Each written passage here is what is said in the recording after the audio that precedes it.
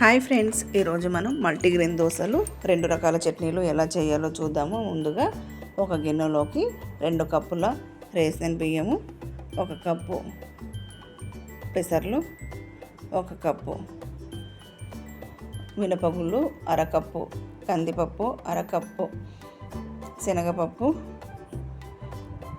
మీకు కావాలంటే ఇందులోకి 1 కప్పు రాగులు కూడా యాడ్ చేసుకోవచ్చండి. నేనైతే రాగులు వేయడం లేదు. 1 టేబుల్ స్పూన్ అంతా మెంతులు వేసి ఒక నైట్ ముందే నానపెట్టుకునేయాలి. బాగా నానేసినాక మార్నింగ్ కల్లా నానిపోతాయండి. అప్పటికప్పుడే మార్నింగ్ పిండి వేసుకొని అలానే దోశలు వేసుకోవచ్చు. టేస్ట్ కూడా చాలా బాగుంటాయి. ఇలా బాగా నానిపోయినాయండి. ఇప్పుడు ఒక మిక్సీ జార్లోకి తీసుకుందాము. దాంతోపాటు 1 ఆనియన్, 4 పచ్చిమిరపకాయలు, చిన్న అల్లం ముక్క, కొద్దిగా సాల్ట్, అటుకులండి, జీలకర్ర, కొద్దిగా అటుకులు ముందే నానపెట్టుకున్న అటుకులు అరకప్పు వేసి మిక్సీ వేసుకోవాలి.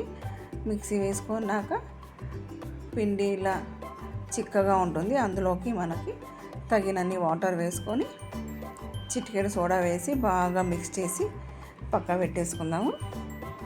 అరగంట పాటు బాగా నానితే బాగుంటాయి టేస్ట్. ఇప్పుడు స్టవ్ మీద కడాయి పెట్టేసుకొని పుట్నాల పప్పు చట్నీ ఎలా చేయాలో చూద్దాము. ఒక 5 పచ్చిమిరపకాయలు వేసి 1 టేబుల్ స్పూన్ ఆయిల్ వేయాలి. బాగా ఫ్రై చేసుకొని పక్క తీసేసుకుందాము. ఇప్పుడు అందులోకి పల్లీలు వేసి అరకప్పు బాగా వేయించుకొని అవి కూడా తీసుకున్న. పుట్నాల పప్పు వేగనక్కర్లేదండి, అలా హీట్ అయితే చాలు. ఇప్పుడు మిక్సీ జార్లోకి తీసుకొని తగినంత సాల్ట్ వేసి మిక్సీ పట్టేసుకొని దానికి పోపు పెట్టేసుకుందామండి. ఇప్పుడు టమాటో ఎండుమిరపకాయల చట్నీ ఎలా చేయాలో చూద్దాము. కడాయిలోన ఆయిల్ వేసి 3 టమాటాలు, 4 ఎండుమిరపకాయలు, 1 ఆనియను, 5 వెల్లుల్లి రెబ్బలు వేసి బాగా ఫ్రై చేసుకున్నాను.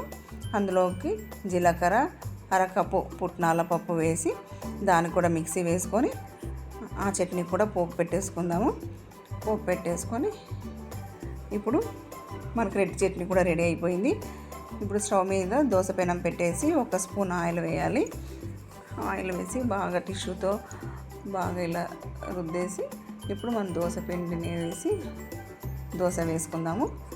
పైన కొద్దిగా ఒక 2 స్పూన్లు ఆయిల్ వేసి ఇలా 2 వైపుల దోశని ఫ్రై చేసేసుకుంటే మనకి మల్టీగ్రెయిన్ దోశ కూడా రెడీ అండి. మీరు కూడా ఒకసారి ట్రై చేసి చూడండి. చాలా టేస్ట్గా ఉంటుంది. ఎప్పుడు ఒకే రకం దోశ కాకుండా ఇలా కూడా ఒకసారి ట్రై చేసి చూడండి. Thank you.